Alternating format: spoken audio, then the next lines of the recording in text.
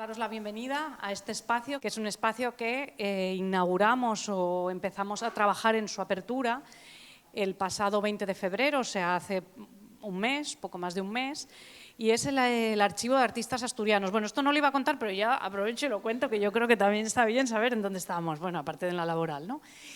Este espacio es, en los inicios del Centro de Arte, el Archivo de Artistas Asturianos tuvo una relevancia determinada y tenía un espacio propio. Luego, por determinadas circunstancias, bueno, aparte también porque hubo un momento como que esta cosa como que se iba a morir el papel, cosa que no era real, tuvo también una versión digital, que por cierto es la que se puede consultar en los ordenadores. Hay un montón de información digital de artistas que no está en papel y que no está online, que también está en acceso ahora aquí. Y luego la web, en la web también veréis que tenemos el Archivo de Artistas Asturianos, ya digamos en la parte más digital online.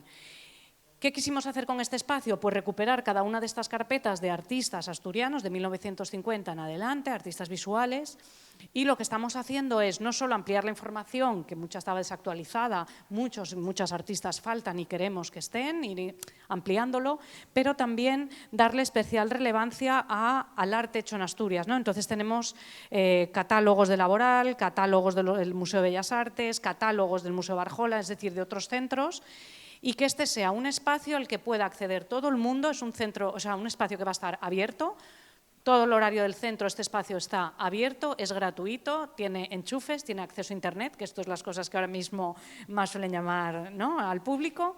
Y queremos que sea un espacio donde, por supuesto, se venga a investigar sobre el arte en Asturias, pero que se venga a utilizar el espacio. O sea, aquí se puede venir a estudiar, porque necesitamos una sala de estudios. Si queremos hacer una reunión, podamos solicitarlo y hacer una reunión.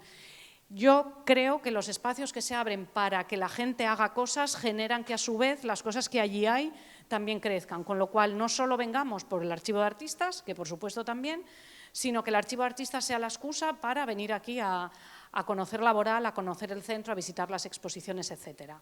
Bueno, esto es contándoos de este espacio. Y entonces, antes de dar paso a nuestro ponente y a quien le va a presentar, a Pablo Testa y a Alberto López Cuenca, yo voy a hacer una pequeña introducción de por qué, ¿no?, esta charla. Esta charla, que lleva como título Artes de la Convivialidad, está junto a la exposición que podéis ver en Galería 1, que se llama Huele a Parentesco. Se inscriben ambas actividades dentro del proyecto europeo Estudiotopía, que es una iniciativa que financia Europa Creativa desde el año 2024 y hasta el año que viene, 2027, y en este proyecto nos reúne a distintas instituciones culturales y científicas para fomentar la colaboración entre arte y ciencia en torno a los retos contemporáneos, especialmente desde la perspectiva del simbioceno, ¿no?, esta perspectiva que cambia la idea del antropoceno, es decir, como el ser humano como colonizador de la naturaleza, pues esta idea de lo natural y el ser humano dialogando y colaborando, ¿no?, ese simbioceno. Y que plantea este propio concepto, pues eso, nuevas formas de relación entre lo humano y lo no humano basadas en la interdependencia y el beneficio mutuo. En este contexto, la exposición, que por cierto podéis ver hasta el próximo, lo tenía por aquí anotado, yo creo que es 2 de mayo, y se me debió borrar, pero es hasta mayo, Huele a Parentesco, de las artistas Lea Lucas Icao y Denisa Pubalova, junto al catedrático de Biología Felipe Lombó, de la Universidad de Oviedo, presenta la investigación artística desarrollada en la residencia que hicieron aquí, tanto él como ellas, y que conecta prácticas científicas y saberes tradicionales desde lo sensorial y lo ecosistémico, mientras que esta charla, como veremos, profundiza en estas mismas líneas de pensamiento, ¿no?, que abordan cuestiones como las formas de convivencia, la colaboración entre las especies o los vínculos entre cultura, tecnología y ecología.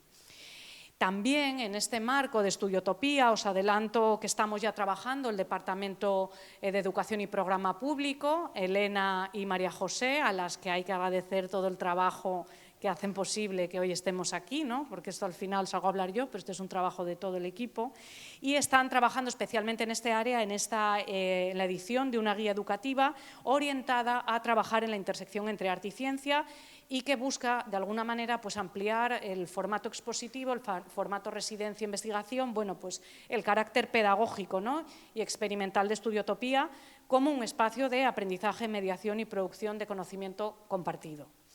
Os voy a dejar ahora con Pablo M. Testa, que es doctor en Historia, Cultura Escrita y Pensamiento, y que es miembro también de la asociación JUPA Acts. JUPA Acts es el Laboratorio de Práctiques Artístiques, Arte, Ciencia, Tecnología y Sociedad, que se presentó también aquí en febrero, creo que fue, en febrero, me pasan los meses, iba a decir enero, en febrero, que es también una nueva asociación que busca reunir a todas las personas que en el contexto de Asturias trabajan en estas líneas, a las que os invito, por cierto, a uniros a la asociación y poder trabajar de manera asociativa, profundizando también desde la sociedad civil en estas cuestiones que al final nos preocupan a todos y a todas.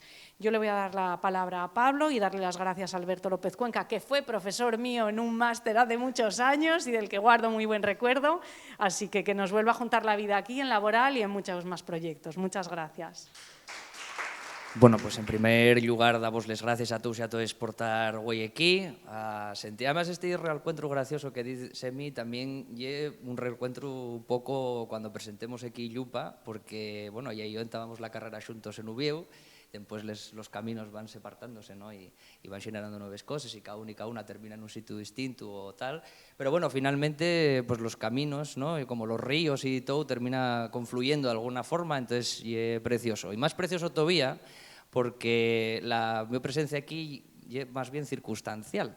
A mí plantearonme de Llupa la posibilidad de presentar a Alberto.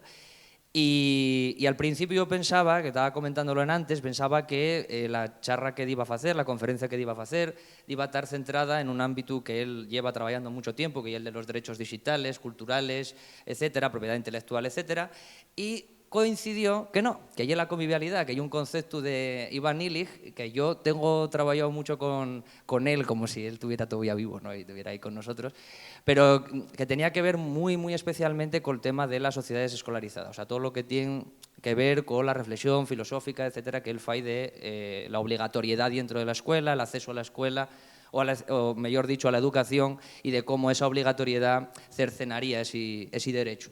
Pero además da la casualidad de que el contexto pues, estaba efectivamente en una exposición que podemos ver, que tiene que ver con la simbiosis que estaba comentando Semiramis, y que realmente pues, vencella mucho con el trabajo que hacemos en el GIME, que hay un grupo de investigación que coordino y que está ahí dentro también de Llupa, ¿no? Que hay un grupo de investigación multidisciplinar en estudios culturales, donde la matriz de la nuestra investigación partió de esa reflexión, especialmente que hacían los nuestros compañeros y compañeras que eran de biología, donde planteaban que a ellos les parecía muy raro que cuando estaban estudiando etología, zoología, etcétera, el comportamiento, digamos, de otras especies, pues que no era el ser humano el único que tenía cultura, por ejemplo. Entonces, cómo era que las humanidades especialmente y las ciencias pures especialmente planteaban esa especie de verticalidad de la humanidad. Y entonces resulta que eso a mí como historiador me parecía una cosa muy loca, porque además partiendo, digamos, de bases anarquistas, ¿vale? Porque yo quiero contextualizar aquí las influencias también de muchos, a mí me parecía muy interesante esa democratización de repente de ciertas cuestiones. Y diome por investigar cómo se construía ese concepto, esa conceptualidad de la humanidad como vértice de la, digamos, de la naturaleza.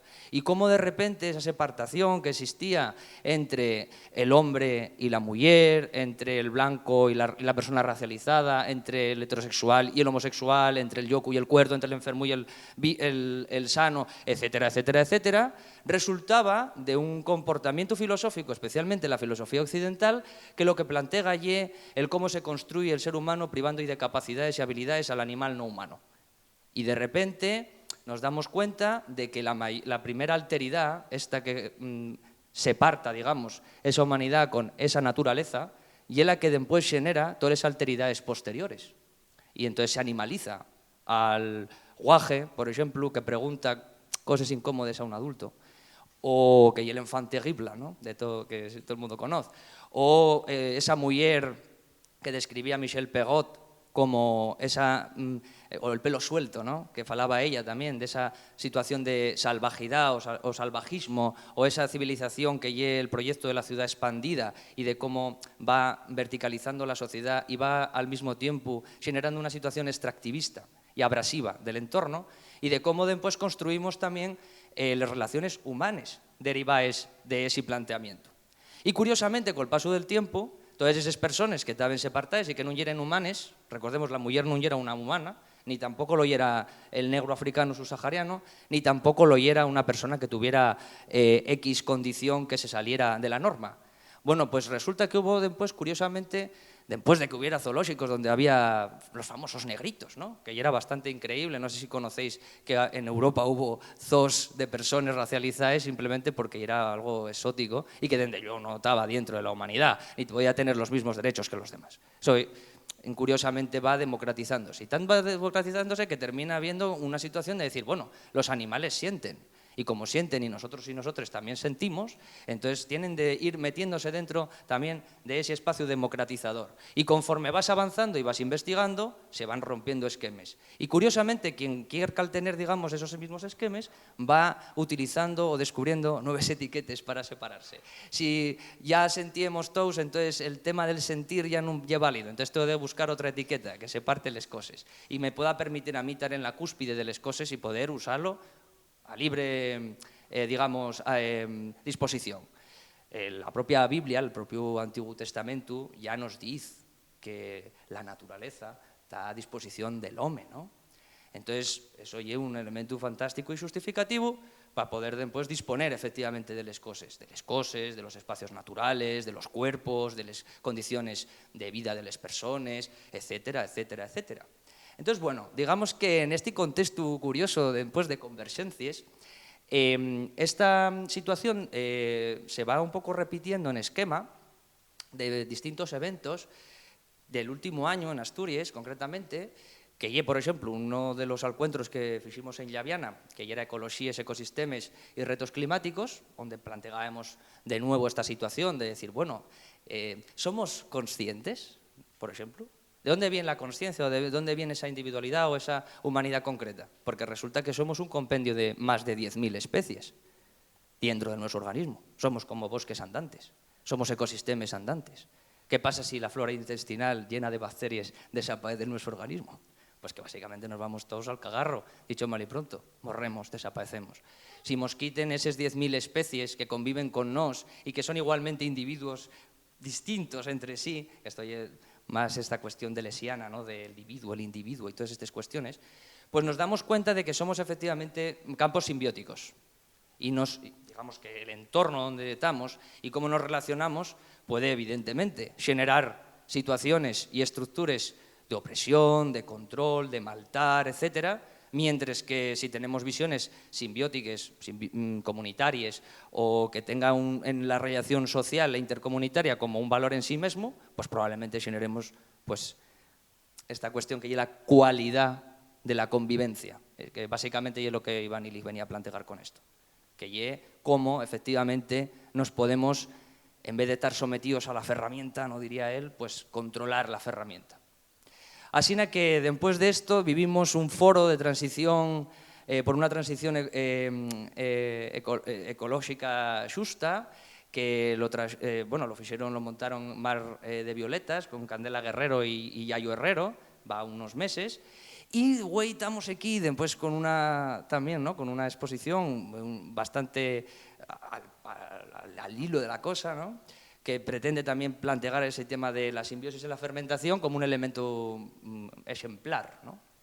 O cómo se descubrió en ese momento esa relación simbiótica celular, ¿no? Que planteó que a lo mejor la simbiosis era la matriz fundamental de la vida en vez de la competición, que ya lo dicen otros muchos, ¿eh? O sea, esto ya es recurrente, todo el planteamiento que fai, por ejemplo, Iván Illich en el su texto del año 71, más o menos, lo decía a lo mejor un noble inglés en el siglo XIX de manera también un poco nostálgica, ¿no? Diciendo, Dios mío, esto está lleno de fumo de repente, todo lleno de cosa prieta y estamos dejando Londres fecho una yaceria. Curiosamente, y una cuestión también que se repite, porque hay un problema acumulado, porque parte de intereses concretos también.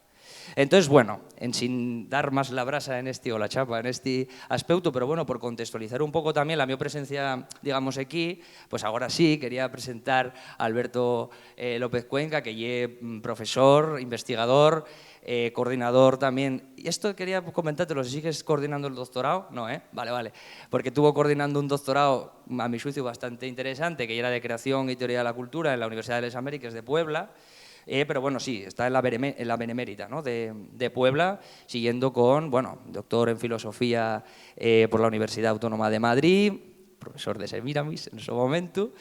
Y bueno, güey va a estar aquí contándonos desde el punto de vista de las artes, que a mí me hacía gracia, no sé si entraría dentro de cómo lo vas a focalizar, pero sí que me prestaba como reflexionar al rodio de qué pensaría Ivan Illich, por ejemplo, sobre el NetArt o los NFT o la IA generativa, ¿no? Porque en esa situación de dispositivos y de producciones y de verticalidades en esto, pues curiosamente yo creo que estallaría la cabeza y de tener en cuenta que este paisano falla este texto en el año 71 más o menos y que muere en el año 2002. Y decir, güey estaría, como quien dice, flipando. Así que en ese flipe vamos a dar paso a Alberto para que nos deje también flipaos. Muchas gracias. Darle las gracias, por supuesto, a Semíramis por la invitación y a todo el equipo de Laboral que ha hecho posible mi presencia aquí, especialmente a María José y a Elena. Cuando conversábamos de en qué podía consistir mi participación y lo hacíamos alrededor del proyecto de Huele a Parentesco, ¿no? de Lea, de Deida y de Felipe y de las posiciones desde las que ponen en marcha esta reflexión sobre la fermentación. Supongo que vieron la instalación, ¿verdad?, en la sala de arriba. Pensamos en que quizás sería interesante recuperar una intervención, un trabajo que he venido realizando en el último año y que sigue en marcha con Marilyn Pairol y yo, respecto a cómo imaginar unos conceptos acuñados desde América Latina para pensar en una tecnociencia no eurocéntrica, algo así. Y respecto a eso les quiero hablar hoy, porque partiendo de esa matriz conceptual que nos describía Pablo ahora, es decir, este énfasis puesto quizás por una parte por un colapso, un desfondamiento al menos del proyecto industrial o tecnoindustrial moderno, ¿no?, a fines del siglo XX, y un replanteamiento digital, ¿no?, que ha tenido implicaciones que yo diría que son continuistas, ¿sí? Eso sumado a la crisis ecosocial, por decirlo amablemente, que creo que ha dado lugar a todo un conjunto de posiciones, tanto en el campo de la investigación y las prácticas artísticas, como en el de la teoría y la filosofía cultural contemporánea, que ponen un énfasis en por ponerlo amablemente, en la relacionalidad. Es decir, que no hay tal cosa como una tajante separación entre sujeto y objeto, o entre humanos y naturalezas, o entre humano y no humano, o entre tecnología y biología, sino que hay que intentar pensar unas formas mucho más hibridadas, inciertas, en fermentación probablemente, y en ese sentido también incalculables e impredecibles.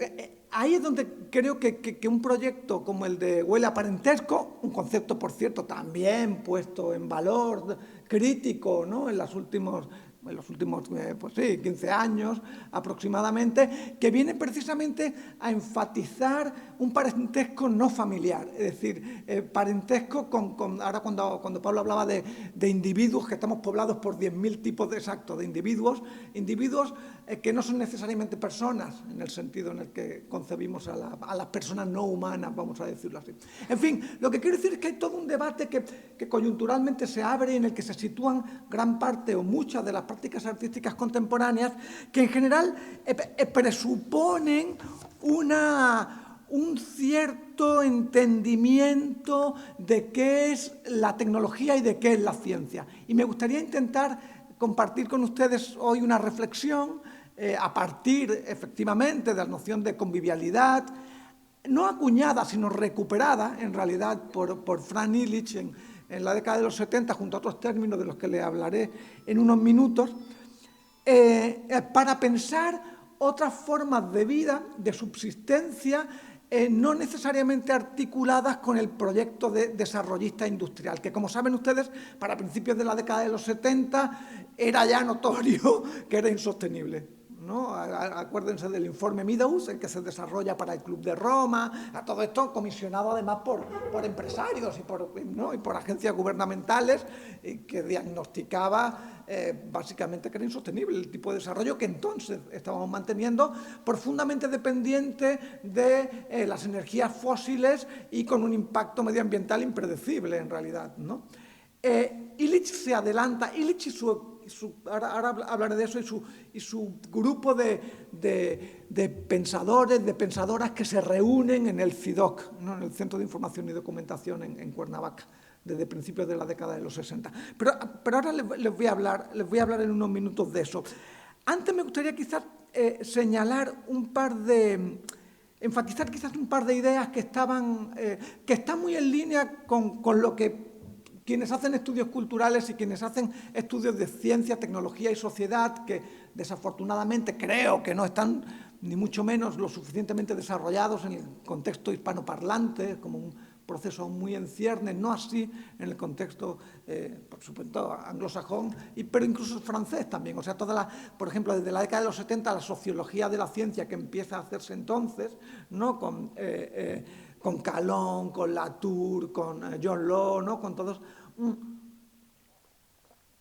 de alguna manera van a avalizar el terreno sobre el que estas concepciones, sobre todo, por ejemplo, de trabajos que luego la filosofía de la ciencia feminista, Sandra Harding, por ejemplo, y una de sus, digamos, lectoras aventajadas, que es Donna Haraway, ¿no? Quien es mucho más conocida en realidad en el contexto hispanoparlante, van a desarrollar, que es básicamente un énfasis en eso que yo hace un rato llamaba continuismo, ¿no? Esta suerte de imbricaciones entre formas humanas y no humanas de vida, ¿sí? A mí lo que me gustaría llamarle la atención es sobre si partimos de esa hipótesis continuista, es decir, no dualista, en esa fantástica instalación que tienen cuando entran ahora a laboral a mano izquierda sobre, ¿no? esa inmensa, ¿no? Mapa iconográfico del desarrollo del imperio tecnológico, se me ha olvidado lo que iba a decir. Es decir, porque me he puesto a pensar así como en la estructura del mapa. Aparece una pieza fundamental que es el dualismo. O sea, la tajada, que no es una invención del pensamiento moderno, ni mucho menos, sino que hunde sus raíces, ¿no? En una tajante dualidad heredada al menos desde el pensamiento grecorromano, ¿no?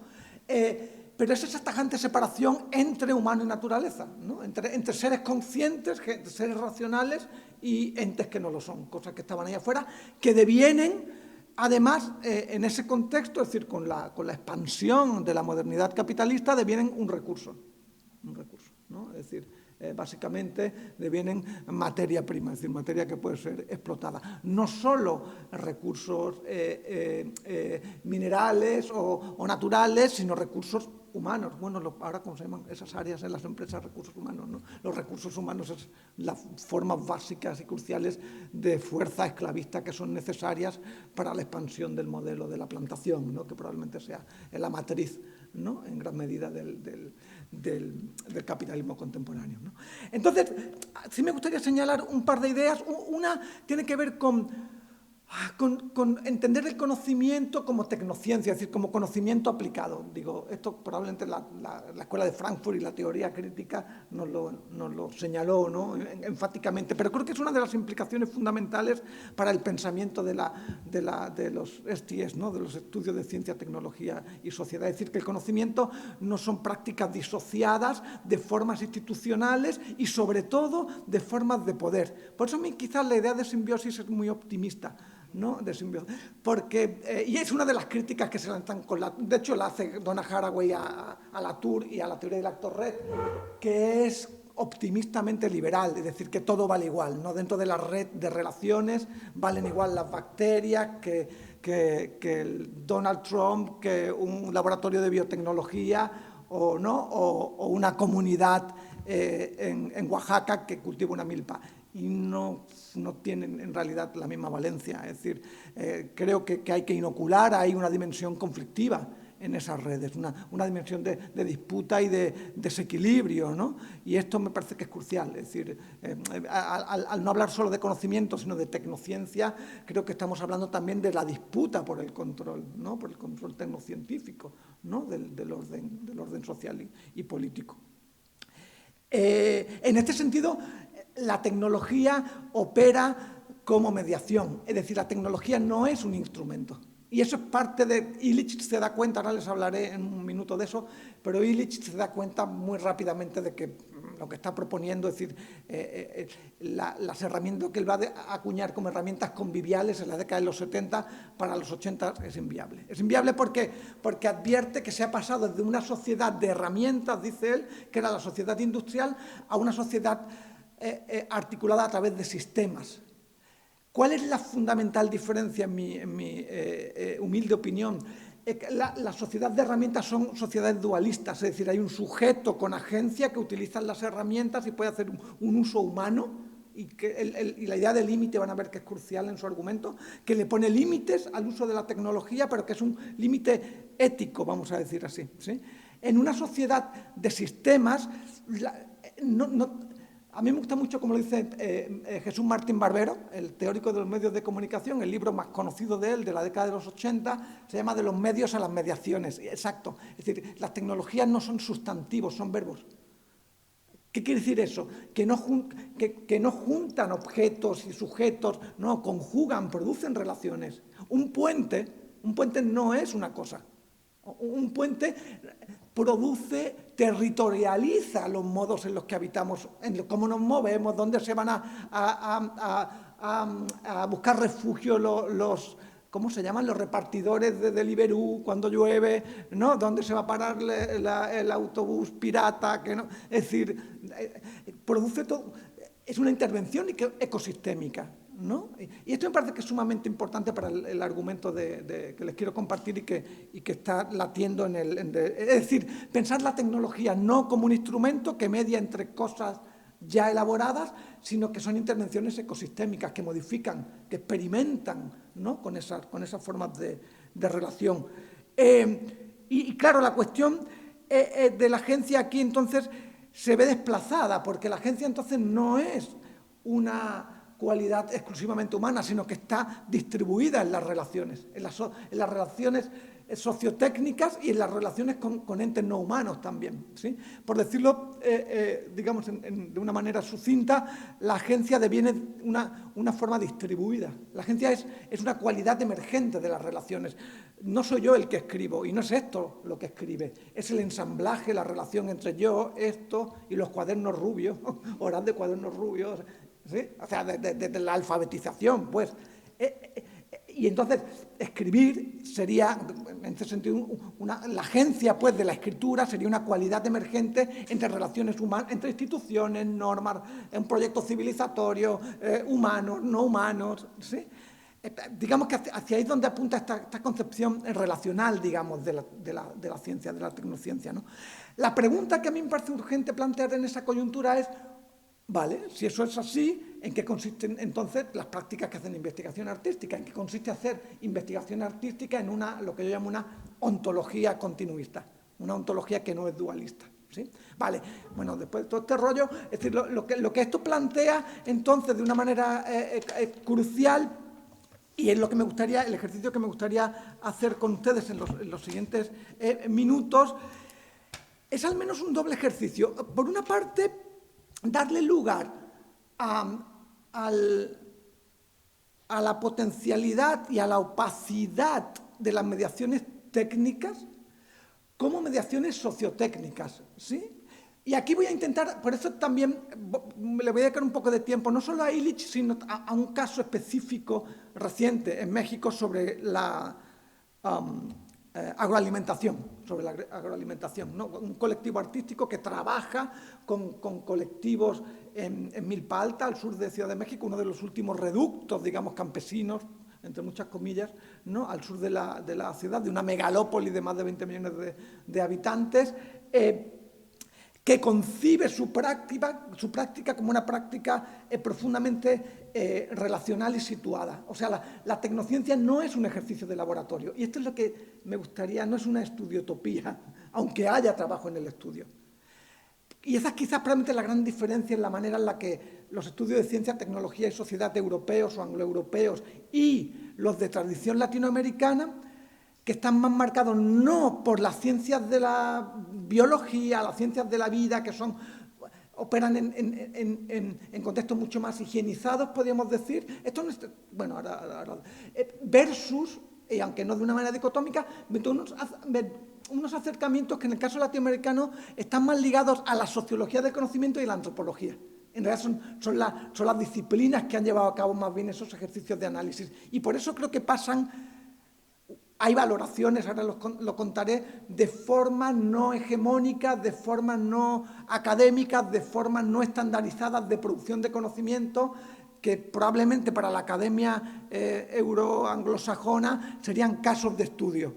Y en los contextos de los que les voy a hablar no son casos de estudio, son agentes de convivencialidad. Son formas de convivialidad, en realidad. Son estrategias con las que hay que producir modos de vida, nuevas formas relacionales, ¿no? Este es uno de los ejes sobre los que me gustaría detenerme. El segundo tiene que ver que entonces compensar en una temporalidad mucho más profunda, mucho más dilatada de los órdenes tecnológicos. ¿Sí?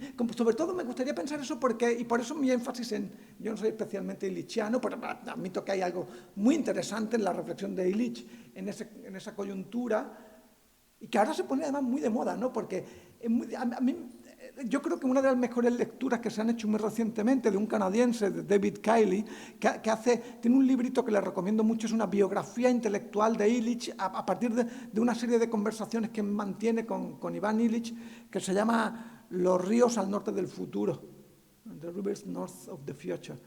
Y la dimensión, Illich es teólogo.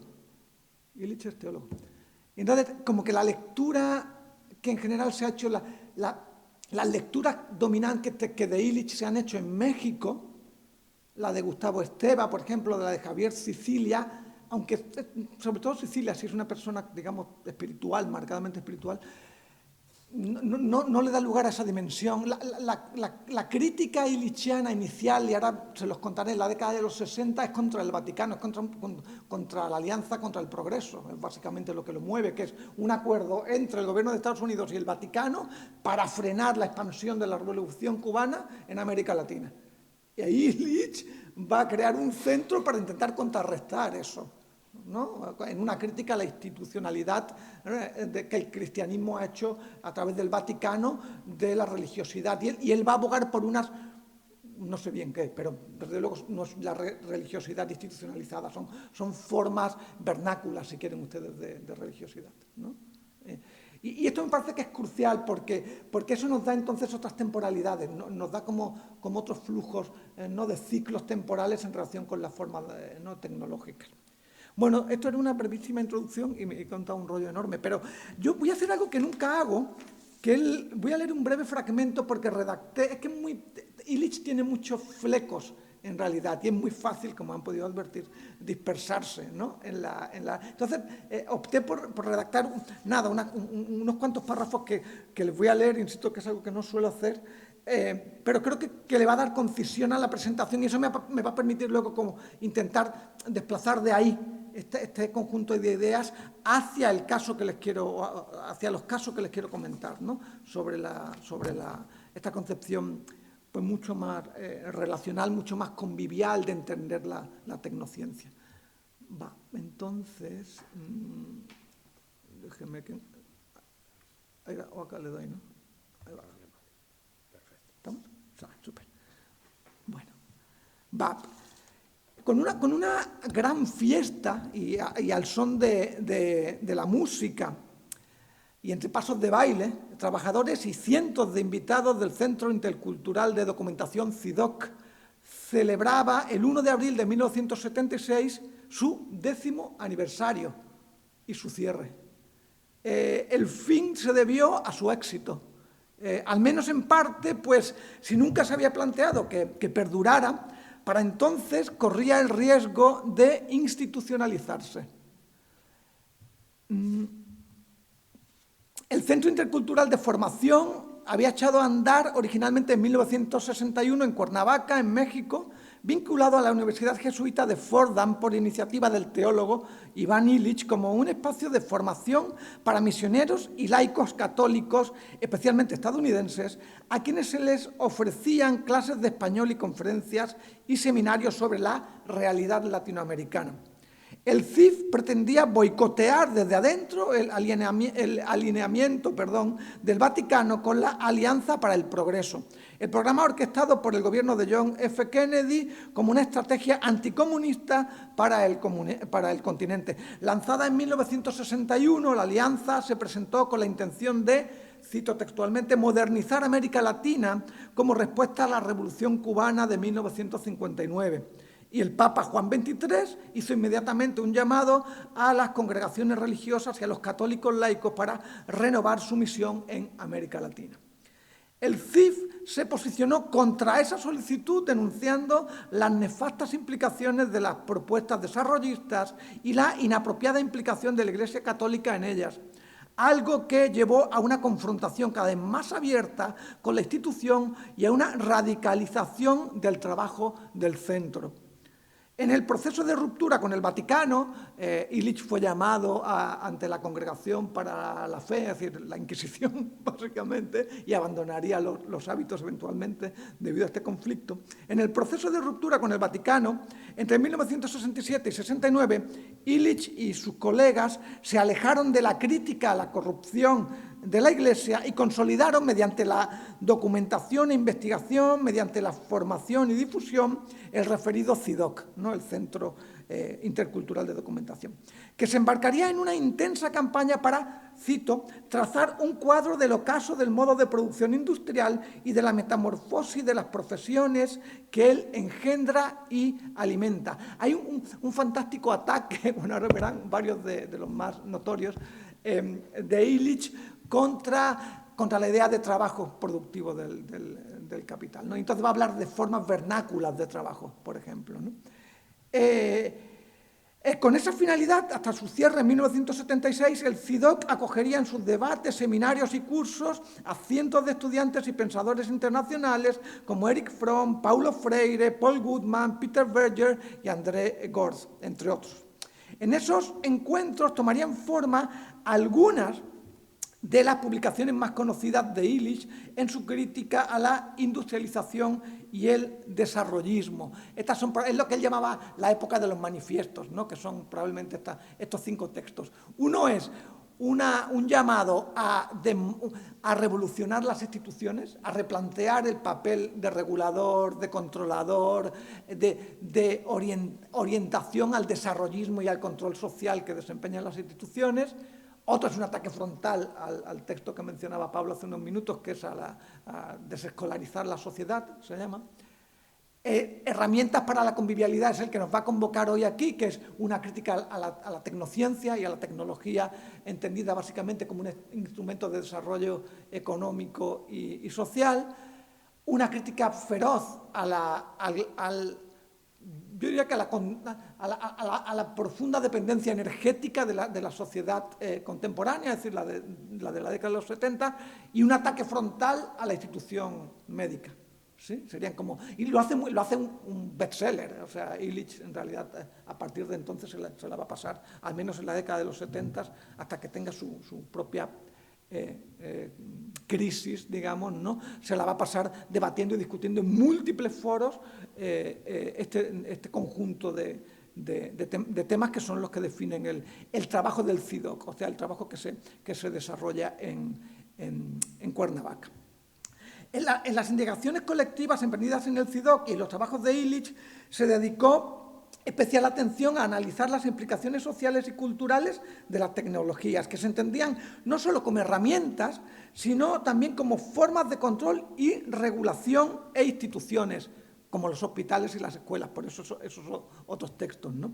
Decía Illich una cita fantástica, como dice, ¿cómo alguien que se mueve en un automóvil y vive en una 15ª planta no va a acabar en un hospital? ¿No? Había como era obvio, o sea, la dependencia de esas formas institucionales, ¿no? Lo que Illich interroga, por tanto, no es nuestra constitución tecnológica per se, sino los umbrales que se traspasan con sus usos. Esto es clave, se lo decía hace un momento. O sea, lo que Illich el problema no es la tecnología per se, el problema, piensa, es la escala que alcanza la tecnología, la automatización que alcanzan las tecnologías. Eso sería, yo creo que se espantaría, básicamente, ¿no? O sea, porque entendía que había un proceso de sustracción de la agencia, ¿no? que quedaba depositada en las tecnologías, en este momento, en su pensamiento de los 70 al menos, ¿no?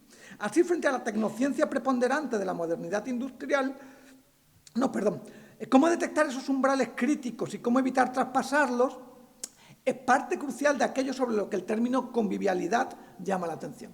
¿Sí? La convivialidad es básicamente un llamado a, ya voy a hablar de eso en un momento, a desescalar el uso de la tecnología, ¿sí? a no transitar, ¿no?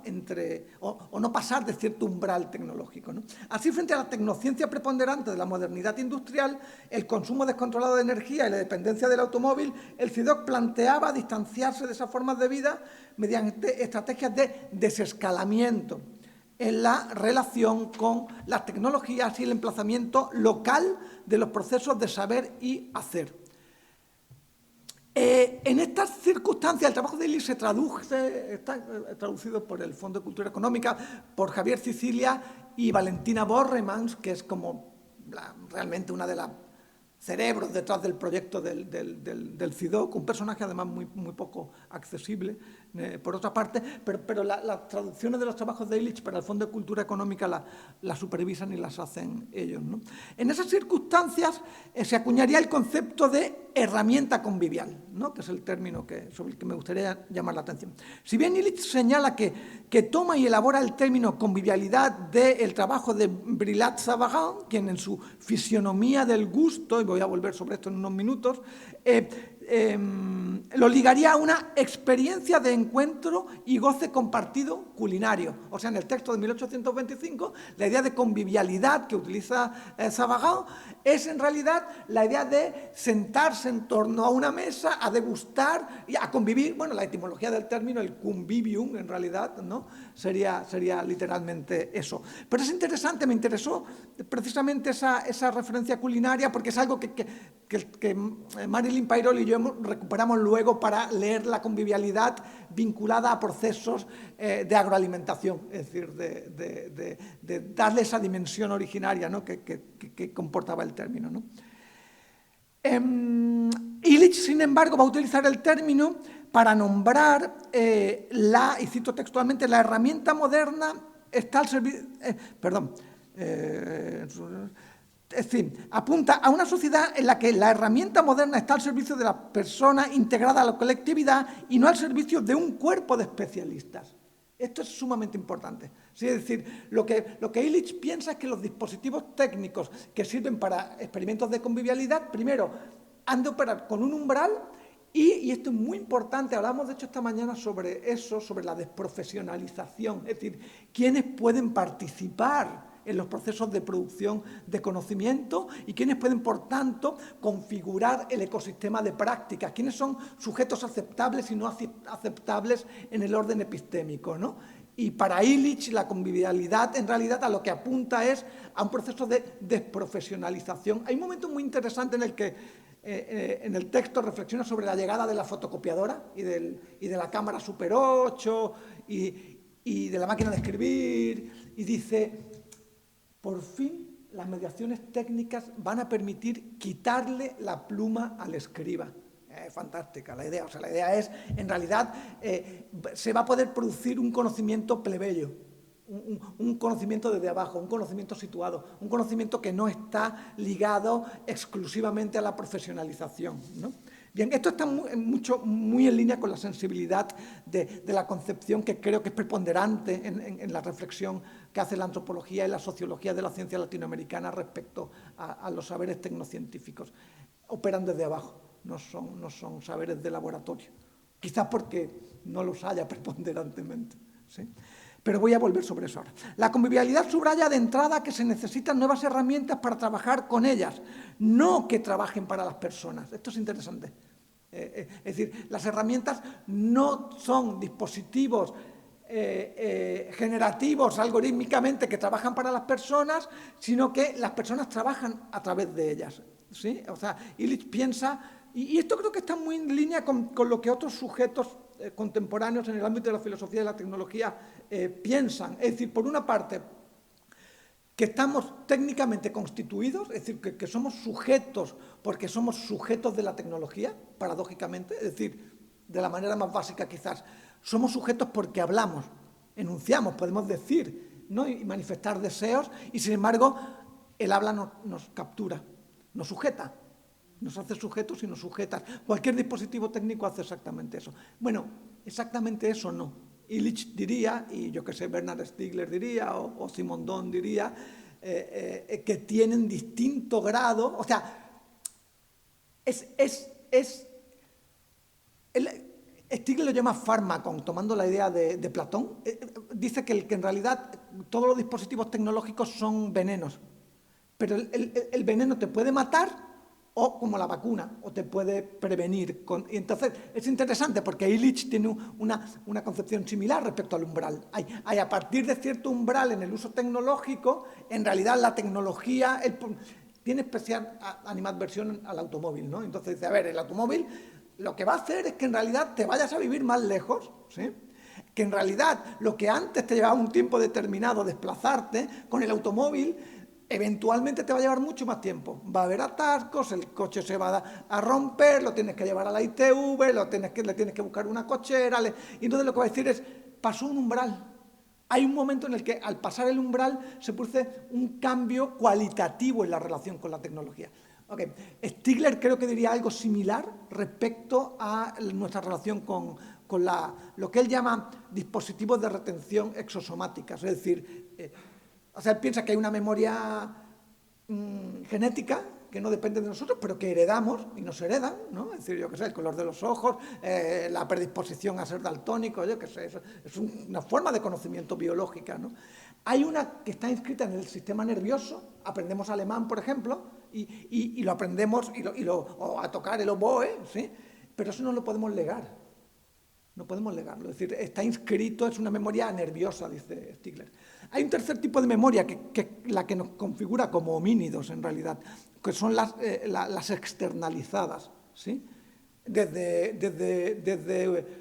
una pintura, desde una pintura en una caverna al chat GTP. Todos esos son dispositivos de exosomatización, es decir, son externos al sujeto, son claves en realidad para la producción de memoria y de individuación, tanto singular como colectiva. Eso es lo que nos hace como sociedad, piensa Stiegler. Pero hay un umbral, es decir, hay un momento en el que, en la medida en que el fármaco te resta agencia, te resta... Él lo ve especialmente con el deseo. Él piensa que la relación que tenemos con la técnica, en la medida en que hace posible el deseo y, por tanto, posponer y relegar y continuar la cadena de producción significante, ¿sí? A través de esas mediaciones técnicas, hay una constitución de la subjetividad que es relevante, que es farmacológicamente, digamos, viable, ¿sí? En la medida en que la exosomatización es cada vez mayor, y claro, y el caso extremo sería la IA generativa. O sea, porque hace una crítica demoledora a Stiegler. Es decir, porque lo que la IA generativa logra hacer no es solo exosomatizar, no es solo ser depositaria de formas de memoria, que son claves. Una biblioteca también lo es, este archivo también lo es, pero implica un tipo de interacción, implica un tipo de relación, y esto es un excelente ejemplo, de hecho. Este archivo es un archivo que Stiegler calificaría como un dispositivo de retención, ¿sí? Bueno, tengo un celular aquí, pero un teléfono móvil no es un dispositivo de retención, es un dispositivo de circulación. Y eso es lo que cambia enormemente en las formas de operación de las tecnologías en Occidente, al menos. El siglo XX va a estar preponderantemente marcado por tecnologías no de retención, sino de circulación. La radio, la tele y eventualmente Internet. ¿Y eso qué hace? Hace que en realidad no tengamos la capacidad de... Bueno, es lo que todas y todos creo que en esta sala y todos hemos experimentado, ¿no? Que es pasarte una hora viendo y luego no sabes qué diantres has visto. No retienes. O sea, lo que Stigler piensa es que las formas... Ay, no quiero hablar de esto, pero las formas de gramatización son los modos en los que los dispositivos terciarios, ¿no? Esos exosomáticos externos, espacializan el flujo de la conciencia, básicamente. Y entonces la escritura alfabética es una manera de exosomatización, ¿vale? Y el algoritmo del chat GTP también. Pequeño problema es que el algoritmo del chat GTP opera a una velocidad mucho más rápido, de hecho, que la propia velocidad de conexión neuronal, en una escala mucho mayor, que permite, según Stigler, así en una visión bastante distópica, permite, y por eso todas las recomendaciones, sugerencias, cancela el deseo, en última instancia. Porque el deseo es un proceso que nace de la insatisfacción, pero lo que te daría ese dispositivo externalizado es una calculabilidad de tu propio deseo. No sé si me estoy explicando. Ok, este ejemplo en realidad es un buen ejemplo de lo que Illich llama umbral. ¿Sí? Hay un momento en el que el uso de la tecnología pasa un umbral. Pasa un umbral en que se convierte en... Illich tiene una concepción más moralista, diría nociva, en realidad, para la propia agencia, ¿no? Illich no le interesa mucho el deseo, que yo sepa, pero ¿no? Desarticula, ¿no? Esa relación con la tecnología, ¿no? Entonces, y con esto acabo. En lugar de estandarizar las tecnologías, no las mediaciones técnicas, yo que sé, el automóvil o la televisión o la cámara de vídeo, el uso convivial de las herramientas provocaría una diversidad de formas de existencia, piensa Illich, definidas no solo por su emplazamiento singular, sino también por la memoria y saberes que se entretejen con ella. Esta proliferación y pluralidad de saberes y haceres situados entraría en conflicto con la administración especializada de la vida contemporánea, en la que aprender, curar o morir se someten cada vez más a la tutela profesional. Esto dice Illich. Bernard Stiegler dice exactamente lo mismo, décadas después. Dice que primero olvidamos el savoir-faire, el saber hacer, porque los dispositivos técnicos hacen por nosotras y nosotros, es decir, toman la foto por nosotras o nosotros, ¿sí? Pero es que en última instancia el entramado, esta reticulación, ¿no? de la digitalización en la vida contemporánea y su alcance biopolítico nos ha hecho olvidar cómo vivir. Es decir, no sabemos cómo envejecer, cómo morir, cómo cuidarnos. Y es interesante porque Illich aventuraba algo similar, ¿no? En la década de los 70. En esa profesionalización y especialización, el saber es un bien por el que se compite en el mercado, que quedaría sujeto al principio de escasez, piensa Illich. Por lo que habría llegado el momento de, y esta es la cita que les decía antes, quitarle la pluma al escriba, pensaba Illich. ¿Sí? Hay que quitarle a los profesionales del saber, hay que quitarles esa pluma, ¿sí? En favor del uso convivial de las herramientas y el autoaprendizaje. Ahí es donde creo que la reflexión de Illich conecta con en qué consistiría un arte de la convivencialidad, en qué toca un proyecto como el de Huele a Parentesco, con un proceso de desplazamiento, de desapropiación y de traducción y de inscripción contextual de las formas y saberes. No solo de laboratorio, porque lo hay efectivamente en laboratorio, sino de formas y saberes situadas, ¿no? Si ven la exposición y la forma en la que se articula, se nutre, en realidad lo que genera es un dispositivo de contacto entre distintas formas de saber, ¿sí? Quizás o sea, de saberes conviviales, de saberes vernáculos y de saberes profesionales, ¿sí? Y lo que hace la investigación artística aquí, en este dispositivo, lo que hace es precisamente articular esos campos, fugazmente, temporalmente.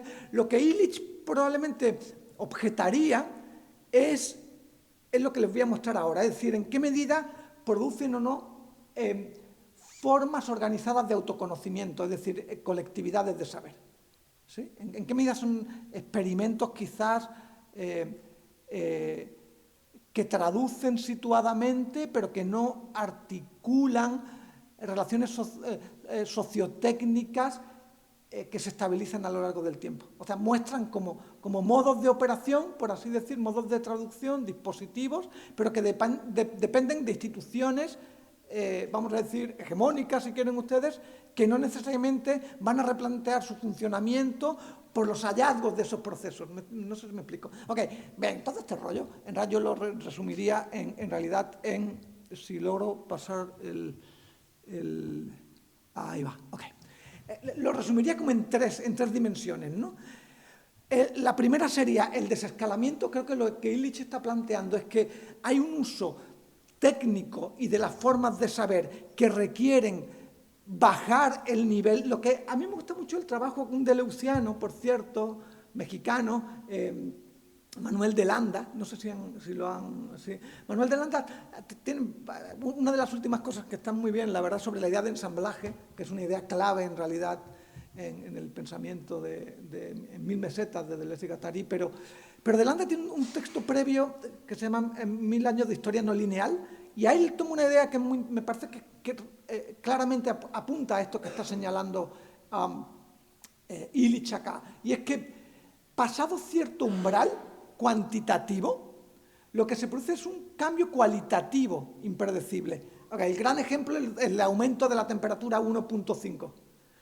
Se cifra cuantitativamente, pero el impacto cualitativo no se sabe exactamente cuál es.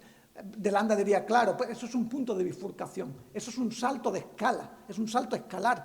Y los homínidos nos llevamos mal con el pensamiento no lineal. O sea, nos cuesta mucho pensar en cambios cualitativos. Nos adaptamos a ellos, eso es cierto, dice De Landa, pero nos cuesta mucho pensar en un mundo que no sea este, pues, ¿sí? Algo así, digo, es mucho más complejo el argumento. ¿Saben dónde toma mucha fuerza este argumento también? En el trabajo de Anat Singh. Conocen que tiene un libro se hizo muy popular ya, los alumnos no lo leen, hace poco lo leían mucho, que es La seta al fin del mundo. ¿No les suena? Este es sobre el pensamiento micológico, digamos, el Matsukake. Matsukake es, o sea, lo que Anat Singh, que es una antropóloga, lo que intenta mostrar es que en realidad hay ciertas formas de vida que solo se dan, y ella lo que enfatiza ahí, porque su pregunta ¿es posible, o qué formas de vida serían posibles en un capitalismo en ruinas, ¿no? En un capitalismo que ha destrozado las formas de vida complejas medioambientales sobre las que se ha nutrido, o sobre la que ha producido un ejercicio de captura y extractivismo? Y entonces dice, sí hay formas de vida. Lo que las caracteriza, sin embargo, es que no son escalables. Hay un texto previo que les recomiendo enormemente, donde ella, por eso, junto al antropoceno, el capitaloceno, el chuluceno, hay quienes han hablado de un término impronunciable que es plantacioceno. Lo que plantea Anat Singh es que el modelo de producción asociado a la expansión capitalista que se produciría básicamente con la expansión colonial, es decir, el descubrimiento, entre comillas, de América, que básicamente lo que hace es proveer de un recurso ilimitado, natural, de mano de obra, ¿sí? El modelo de capitalización que va a operar del modo más, ¿cómo le diré?, escalable, es la plantación. La plantación, cuyo modelo inicial se implanta en el prototipo en Madeira, es decir, la plantación de la caña, pues, de azúcar, ¿no? Requiere de una determinada cantidad de agua, una determinada cantidad de mano de obra, una red de transporte para... Entonces, esa calculabilidad lo hace escalable. Eso es clave. O sea, para que un McDonald's o una planta de Citroën sea escalable, tiene que ser calculable. Y entonces lo que dice Anat Singh es, hay modos de vida que no son escalables. Hay modos de vida que no operan sobre el principio de escalabilidad. De hecho, tienen que ser desescalables. Operan sobre el principio de desescalabilidad. Si escalan, de hecho, el matsukake, la mentada seta, no se puede cultivar. Es carísima, es muy preciada en el mercado de la gastronomía japonesa. No se puede cultivar. No se puede cultivar. Entonces, la idea de escala es crucial en la relación que mantenemos con los órdenes sociotécnicos, ¿no? Para Illich es clave el hacer común, o sea, los procesos de comunalización. Acuérdense es un término que no dejó de estar nunca, en realidad, en las formas de propiedad comunitaria, ¿no? de la tierra, de la memoria, de los saberes textiles, ¿no? De un montón de formas de hacer, por ejemplo, la sidra o las formas de fermentación. Y ahí sería interesante preguntarse por las formas materiales de transmisión de ese saber, es decir, cómo se mantiene y cómo sobrevive, ¿no?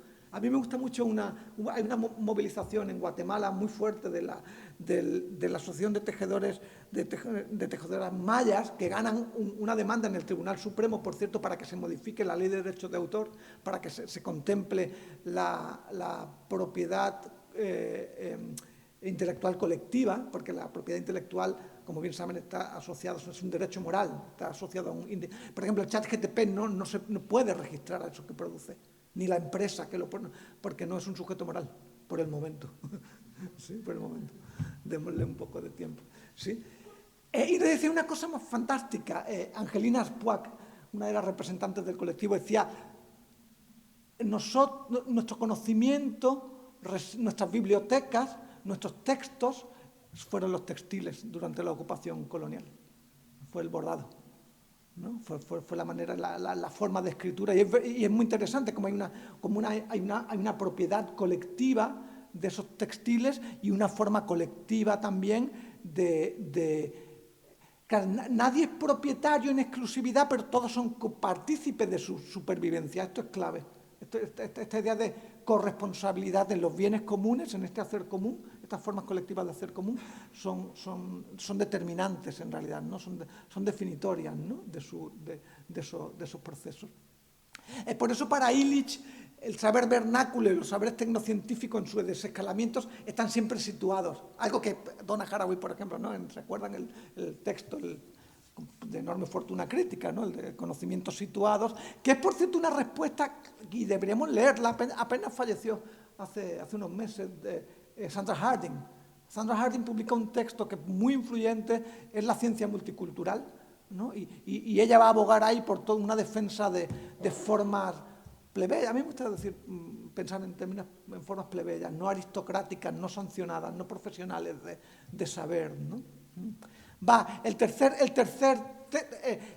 tercera dimensión que le interesa a Illich es la desprofesionalización, ¿sí?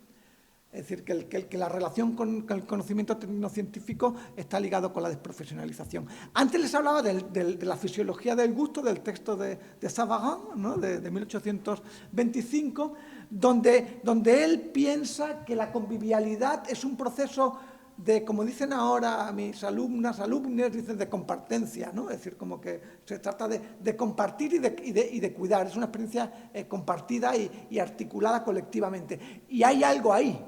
Hay algo ahí de ese desescalamiento, de ese hacer en común, de esa desprofesionalización. Y entonces ha tomado una enorme fuerza en realidad en los últimos años, yo diría que en la última década, ignoro en el contexto español, seguramente también, pero hay una enorme pluralidad de proyectos interesados en la comida, en la cocina, como procesos de encuentro, de cuidado, de reciprocidad, de escucha, como lugar de contacto. Y eso nos interesó mucho. Hay mucho trabajo ya hecho al respecto, ¿no? Es decir, la comida y el conocimiento culinario como un bien común, ¿no? Como un recurso común. Y entonces eso nos interesó en cómo pensar, por tanto, ese vínculo entre la convivialidad vía Savarin, originada en el concepto de Savarin, ¿no? en su tratado sobre gastronomía, a través de esta idea de desescalamiento, de hacer en común, de desprofesionalización que está en juego en la reflexión de Illich, y que un alumno suyo aventajado, no sé por qué le he puesto Jorge Esteban, establece de esta manera, que me parece fantástica en realidad, y que es intraducible al inglés, ¿sí? Que es la diferencia entre comida y alimento. O sea, comida, dice Esteban, es algo así como food in context, ¿sabes? Y alimento es, pues sí, eso que vas al súper y te llevas y comes, es algo que está descontextualizado, digamos, ¿no? Incluso lo que te comes en un restaurante. La comida no. y sobre todo en el contexto que le interesa a Esteba. Esteba va a poner en marcha un proyecto fantástico en Oaxaca que se llama la Unitierra, que es una universidad indígena, ¿no? Básicamente. Oaxaca es uno de los estados con más diversidad étnica y lingüística en todo que estamos hablando de decenas de lenguas distintas, en un territorio de las dimensiones de Alemania, ¿sí? Que es donde Esteba lanza el proyecto. Y claro, ahí la comida es todo el proceso, es el proceso iba a decir de cultivo, no es ni siquiera de cultivo, es el conocimiento, la separación de las semillas, en las fechas de cultivo, el trabajo colectivo, lo que en Oaxaca llaman tequio, que hay 1000 términos para que es el trabajo colectivo donado, ¿sí? O echar montón, dicen en Milpa Alta. Echar montón es ese trabajo colectivo donado que hace que ese proceso sea un proceso de comunización, ¿no? de esa propiedad colectiva, ¿no? de la siembra, de la recolección, del procesamiento, las festividades son clave, o sea, están permanentemente los procesos de comer son colectivos.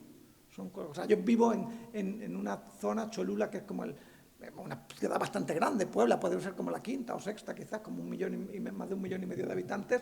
Cholula debe tener como 200.000. Mi calle es raro que no la corten un día o dos por semana para hacer comidas comunitarias en la calle.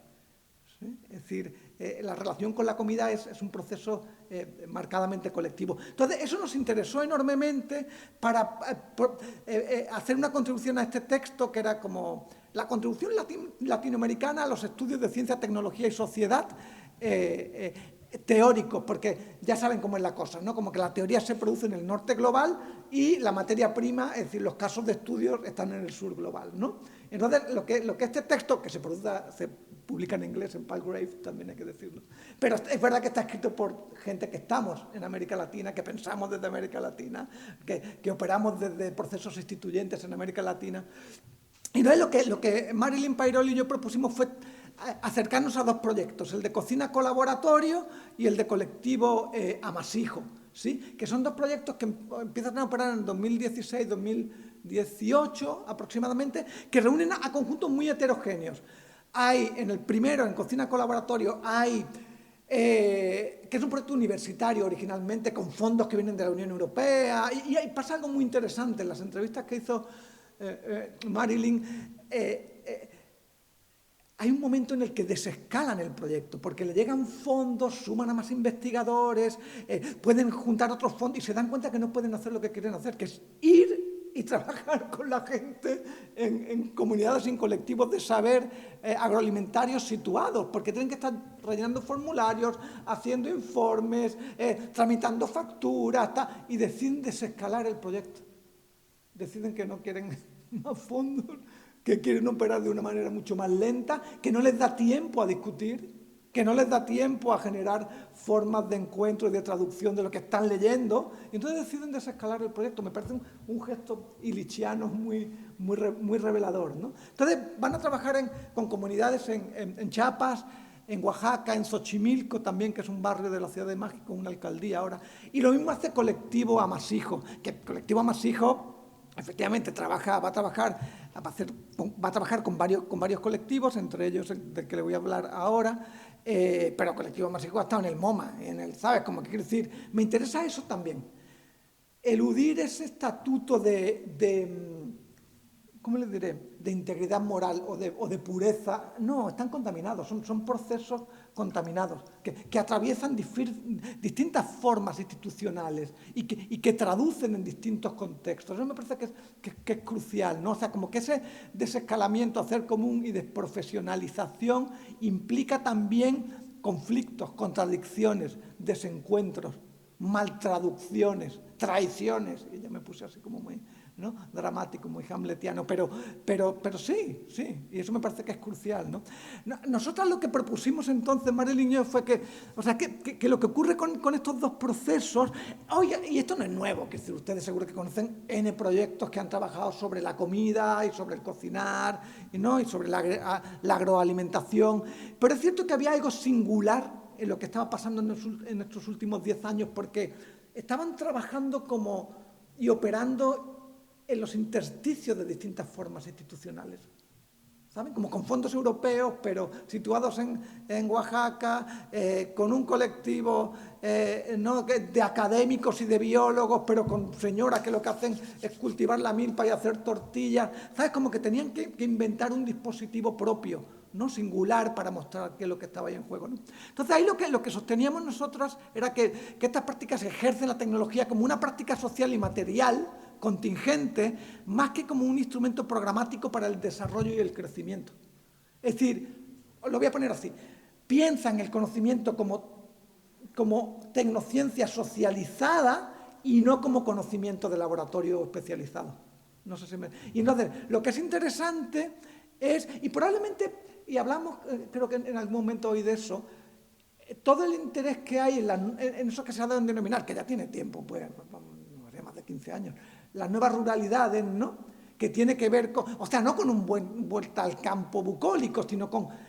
y si lo pensamos, es alucinante, ¿no? O sea, la satanización que hay del campo en la España de Lilich de los 70, entre los 60 y los 70, ¿no? Si pensamos en Paco Martínez Soria con la boina, y en México en la India María, que es una indígena que va del campo a la ciudad a trabajar, es una satanización moral epistémica, es la cancelación de una forma de saber que básicamente está asociada con el atraso, ¿no? Con el atraso. Estos van a contrapelo, o sea, Illich y toda esta tradición como que ven que más bien hay unos reductos de saberes vernáculos, de formas vernáculas, ¿no? Y entonces, lo que yo quisiera enfatizar aquí, que les contaba desde el principio, es que la ciencia, el conocimiento tecnocientífico, es decir, el saber aplicado, pues, está siempre tramado con formas institucionales, con estructuras de poder, con formas de, lo voy a decir así, territorialización. El territorio no es el laboratorio, el territorio no es el paper académico, el territorio no es el libro de recetas. Hay formas de inscripción, como decía Angelina Spuak, que no son probablemente legibles para las tradiciones académicas al uso, ¿sí? Y me parece que ahí es donde incursiona un proyecto como este, que es con el que quiero cerrar, que es el de la milpa a la escuela. Que, de nuevo, hay como también toda esta fascinación por... Es muy interesante porque aquí el colectivo Amasijo trabaja con este colectivo Calpuli Tecalco, que es un colectivo de fines de la década de los 90. Es muy interesante, el Calpuli es algo así como... ¿Saben qué es? Es algo, pero se está grabando esto, ¿no? Pero bueno, no es exactamente eso, pero tiene la complejidad no humana del oikos, del término oikos. Aquí no es una marca de yogur, ¿no? ¿Oikos? ¿O sí? Sí, ¿no? En México sí. Y a la gente le da mucha risa eso. Digo, no, cuando digo oikos, oikos es una marca de Danone, no de yogures. No, el oikos es una estructura, claro, luego se traduce por domus, ¿no? Aproximadamente, pero el oikos es el ensamblaje complejo de el pater familias, la mujer, los esclavos, los animales, el territorio, el pozo de agua, es un ensamblaje sociotécnico complejo, ¿verdad? Ok, salvando las distancias, el Calpuli es algo similar. Es una forma de territorialización. Cuando digo territorio o territorialización no me refiero al territorio geográfico. Y ahí Guattari lo hace en un texto que le recomiendo encarecidamente, del 89, de las 3 ecologías, ¿no? de Guattari. Rescata una idea que es clave. El territorio opera multiescalarmente. El territorio es un territorio psíquico, etológico. De hecho, toman la idea de territorialización de la etología. Es decir, un animal, no sé si tengan un gato o un perro, ¿no? Claro que hay un territorio, pero el territorio son los olores, la ubicación, el peligro, dónde se esconde, ¿no? Donde, qué sé yo. Claro, hay una relación psíquica, eso es lo que me parece muy interesante, con el territorio. ¿Se acuerdan del...? Bueno, no voy a contar eso. Sí, porque ¿de dónde toma Frederick Jameson la idea de... la toma de David, la idea o sea, de la desorientación que la posmodernidad produce en los relatos lineales de la modernidad, y él dice, ya, claro, cuando se rompen esos relatos, y toma la idea de David Lynch, que es un urbanista, no el cineasta, pues. David Lynch se llama el cineasta, entonces el Lynch se llama de apellido. que se llama Imagen de la ciudad. Y lo que Lynch dice, en una ciudad tan densamente compleja como la que nos toca habitar, ya no podemos relacionarnos, no tenemos una visión sinóptica, que eso es lo que va a decir luego Jameson en La lógica cultural del capitalismo tardío.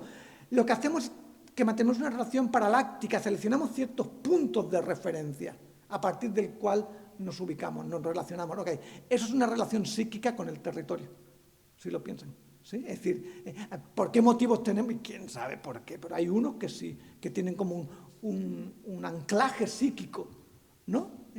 Luego, este sería uno de los órdenes. Otra escala es la escala social del territorio, ¿no? Es decir, cómo muta, cómo se transforma, respecto a qué intereses el territorio se ve. No sé, si te tocan unas Olimpiadas o un Mundial, vas preparado, porque la ciudad va a ser profundamente reorganizada, ¿no? Y el territorio y las formas de habitarla, ¿no? Y la tercera escala que piensa Guattari en las tres ecologías es la escala medioambiental. Entonces, lo que él dice es que cualquier proceso de territorialización es multiescalar. Exactamente. O sea, cuando yo estoy hablando aquí de procesos de territorialización, estoy hablando de ese tipo de... bueno, me gustaría que el término connotara ese tipo de complejidad. ¿Sí? No es ese lugar donde nos movemos, sino que es un lugar que opera multiescalarmente. Entonces, en la idea de Calpulli, de hacer Calpulli te calco, está en juego esa noción multiescalar de territorio. Entonces, la milpa, la escuela, lo que va a hacer es en realidad intentar adentrarse en esa complejidad multiescalar del territorio. La milpa es una forma de, no es solo un cultivo prehispánico, ¿sí? Es un cultivo, además simbiótico, ahí sí, entre el maíz, el frijol y la calabacita. Y luego también hay chiles y hay una cosa fantástica que son los quelites. Los quelites, en España hay pocos quelites. El quelite por antonomasia es el bledo, que es interesante. En castellano decimos nos importa un bledo, ¿no? Bueno, ese es el trato que los conquistadores españoles dieron a los quelites cuando llegan a México. Es una mala hierba, es una hierba improductiva. Es clave en realidad en el ecosistema de la milpa. De hecho, ahora la alta cocina mexicana contemporánea te meten los quelites en todas partes, ¿no? Pero yo cuando uno ya lleva unos años en México, en el horrendo sexenio de Felipe Calderón, lo voy a decir para la cámara, cuando inicia la guerra contra el narco, entre comillas, hacen una serie de anuncios donde salen unos niños indígenas con la cara tiznada, ¿no? Donde le preguntan, ¿hoy qué has comido? ¿Qué has desayunado hoy? Dice, quelites. ¿Y qué has comido? Quelites. ¿Y qué has cenado? Quelites. Tenemos que sacar al país de la pobreza, ¿no? ¿Sabes? Como que hay una profunda asociación entre la milpa, como un lugar de resistencia histórico, agroalimentario, cultural, de organización política, ¿sí? Que la blanquitud, Vasconcelos, que fue el primer secretario de Educación Pública en los 20, hace un ataque frontal al maíz como el responsable del atraso secular del país, porque no come suficiente trigo. Claro, el trigo es el grano importado por los españoles, que a los indígenas, dicho sea de paso, eso cuenta Pilcher, Jeffrey Pilcher cuenta, a los indígenas no les gustaba nada lo de cultivar el trigo porque es una lata. O sea, tienes que desbrozar, arar, el maíz no. El maíz haces un hoyo, metes aquello y cuando te quieres dar cuenta hay un ecosistema complejo, ¿no? Bueno, les cuento todo este asunto porque la milpa entonces lo entienden, este proyecto que hacen Amasijo y Calpulli te calco, lo entienden como un espacio pedagógico. Entonces, lo que me pareció interesante cuando les hablaba antes ahí de los dispositivos de traducción es que lo hacen, por ejemplo, aquí están en el MUAC haciendo un proceso de separación de semillas, de granos más bien, qué granos van a usar y cuáles no. Lo que tienen abajo es un taller posterior de traducción de las estrategias y técnicas, duró todo 2024. ¿Sí? Lo que ven aquí es el cultivo de la milpa, ¿sí? Esto es la zona sur, claro, porque el enfoque está hacia acá. Si haces así en el enfoque, lo que ves es la megalópolis, en realidad, amenazando a Milpa Alta, que es esto es San Pedro Atocpan, en Milpa Alta, en la alcaldía de Milpa Alta. Y está interesante porque Calpulite Calco define ahí el territorio, y quiero citarlo, como una entidad viva, dinámica y creativa con una gran capacidad de autoorganización. ¿Sí? Entonces me parece muy interesante cómo emplazar este proceso de investigación tecnocientífica, porque esto es un conocimiento complejo tecnocientífico, alrededor de la comida. Eso era lo que básicamente habíamos intentado rastrear. ¿Vale? Acabo con 2 reflexiones y les dejo ya de torturar. El asunto es que en general los estudios que vinculan las prácticas de investigación artística con la ciencia y la tecnología, en general han tendido, sobre todo en el norte global, a ligarla con las ciencias de la vida, o con la biología, sobre todo, y hacerlas dependientes de, como dice Rogers, de los trabajos de laboratorio, o sea, de un conocimiento tecnocientífico complejo y altamente profesionalizado, ¿vale? Y entonces, a mí me llama la atención la cita que hace Rogers, ¿no? Donde dice que aunque sean muy positivos las políticas de democratización de las prácticas de laboratorio para las prácticas de los bioartistas, hay problemas prácticos.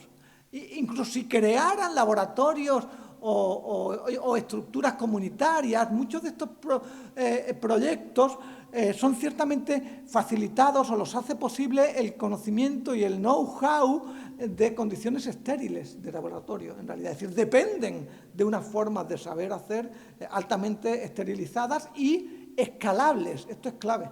El conocimiento tecnocientífico es escalable, ¿sí? A lo que nosotros, a Marilyn y a mí, nos parecía es que lo que la Milpa la escuela pone en juego es en realidad una imaginación crítica de la tecnociencia, como proceso sociocultural amplio que complejiza las formas en las que la biomaterialidad del arte puede relacionarse con las prácticas tecnocientíficas. Y lo que tenemos en la sala de entrada, con huele a parentesco, creo que es una indagación en esa biomaterialidad, ¿sí? La cuestión sería qué alcance sociocultural tiene. Es decir, cómo podemos traducirlo más allá de la forma institucional que la ha hecho posible, ¿no? Y que es dependiente, ¿no? como este centro. A nosotras nos interesa mucho la posición que alguien como Ebe Besuri manifiesta en este texto, ¿no? Que creo que se hace cargo como de esta sensibilidad que les digo de la latinoamericana de la ciencia y la tecnología como una práctica social, como una práctica desde abajo, ¿sí? Que es que la ciencia y las ciencias sociales en particular en el sur se abrieron muy temprano a temas, acciones y grupos antes descuidados y ofrecieron una base para reevaluar críticamente formas de conocimiento no occidentales como parte de un redescubrimiento de tradiciones, identidades y culturas híbridas. Esto es muy interesante. Es decir, no eran casos de estudio, no estaban analizando cómo se cultiva el maíz, sino que lo que estaban haciendo era más bien indagando en la estructura epistémica e institucionales de esa forma de saber y cómo han logrado sobrevivir. No sé si y esto es interesante. En México es un tema, ¿cómo le diré?, de prioridad nacional. O sea, hay dos pilares de la identidad nacional mexicana moderna. El petróleo, que lo expropian a las empresas estadounidenses en la década de los 30, y el maíz. Entonces, con los procesos de experimentación genética en los 90 empiezan a introducirse un artículo con un enorme impacto no solo en las instituciones, sino en los activismos en México sobre la contaminación genética del maíz nativo, y eso movió a un movimiento muy fuerte que se articula en torno a 2007, que se llamó Sin maíz no hay país, no sé si les suene, que articuló a activistas, representantes políticos, ONGs, científicos comprometidos por la sociedad, que así se llamaba el colectivo. Y esto me pareció interesante porque era una coalición marcadamente transversal y nada profesional, digo, perdón para el conocimiento científico, pero es decir, no era académico el conocimiento, sino que tenía que ver con una dimensión que diera cuenta de esto, de lo que está hablando aquí Eve Besuri, ¿sí? Es decir, hacía falta formas institucionales, dispositivos de traducción, formas y estrategias de inscripción para esos saberes, ¿sí? Fuera de los marcos. Eso es lo que, y esto es lo que me parece interesante. Este se ha convertido como en el texto de referencia, tiene sus limitaciones, creo que trabaja fundamentalmente con el arte mainstream, ¿no? Pero, y no le interesa mucho como estas formas de saber bastardas o plebeyas de las que yo estoy hablando, digo, sin desdén, no me malinterpreten, o sea, lo que quiero decir es que no son aristocráticas, ni tienen el reconocimiento aristocrático de la academia, ¿no? Entonces, ella, refiriéndose a este proyecto de 2011, creo que es, Sin origen, sin semilla, que es de nuevo en torno al maíz y su condición transgénica, dice algo que me parece muy revelador, así como de pasada. Dice, este proyecto expresamente expone a la ciencia a los enredos, a los embrollos, a la suciedad de la vida más allá del laboratorio. Exacto, exacto. Eso es lo que creo que me parece que está en juego en la manera en la que hay una noción de tecnociencia que la noción de convivialidad de Illich me parece que abraza y ampara y está conectada con esa noción. Y ya sí acabo. O sea, ¿en qué consistiría, por tanto, pensar en una tecnociencia de la descomposición, la ha llamado? En lugar de esa tecnociencia monolítica, unidireccional, que tiene unos objetivos productivistas y desarrollistas claramente marcados, altamente higienizada y estandarizable, que está siempre situada, además está siempre en conflictos, ¿no? Pero creo que si nos tomamos esto en serio, o sea, si es esa tecnociencia de la que estamos hablando y es esa tecnociencia con la que se va a relacionar la investigación artística contemporánea, me parece que hay al menos 4 dimensiones clave que la lectura de Illich un caso como este que les compartía pone en primer plano. Uno es que hay que pensarla en términos multiescalares, no opera en una única dimensión, es profundamente relacional. No solo en términos sociales, sino humanos y no humanos, interespecies, ¿no? El kinship al que hace referencia el título de la exposición, el parentesco, ¿no? Esto es importantísimo, es diversa y desigual. La tecnociencia es diversa y desigual. Yo creo que en la pandemia todas y todos nos dimos cuenta, es cierto, de que sí, las clases van a ser a distancia y todo, sí, claro, exactamente. ¿Cuántas computadoras ordenadores había por casa? ¿Cuánta potencia tenía la conexión? En mi facultad, ¿cuántos profes se prejubilaron? Porque no podían o estaban dispuestos a operar a través de esa mediación técnica. Es decir, cuando antes les decía que la tecnología se entiende mejor como un verbo que como un sustantivo, creo que esta diversidad y desigualdad queda ilustrada por esa descripción. Es decir, conjugamos siempre las técnicas y las tecnologías en lugares específicos que son profundamente asimétricos. Pueden agudizar en realidad las condiciones de exclusión, ¿sí? O sea, el tecnosolucionismo me parece muy cuestionable en este sentido, ¿no? Y luego, esto me parece clave, exige mantenimiento y reparación. Es decir, exige un conocimiento distribuido que hace que esta tecnociencia funcione, siga operando, ¿sí? Es reparada permanentemente, ¿no? Claro, ahí, con esto ya sí que acabo, creo que la pregunta relevante que habría hacernos es, ok, si tomamos esto como hipótesis o como punto de partida, como descripción de un proceso complejo, de otras formas de saber y de saber hacer y de entender y practicar la tecnociencia y sus procesos instituyentes, bueno, ¿en qué consistiría hacer investigación artística en estas condiciones? ¿Con quiénes? ¿Cómo? ¿Qué lugar tendrían? ¿Qué formas tomarían? ¿Qué sentido tiene preguntarse ahí por la desprofesionalización, por ejemplo? ¿No?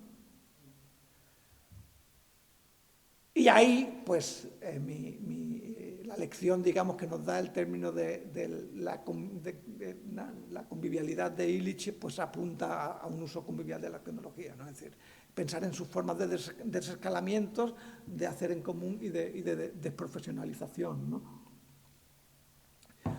Pues yo creo que lo dejaría aquí. Me parece que la tortura ha sido ya suficiente por el momento. Muchas gracias por la atención.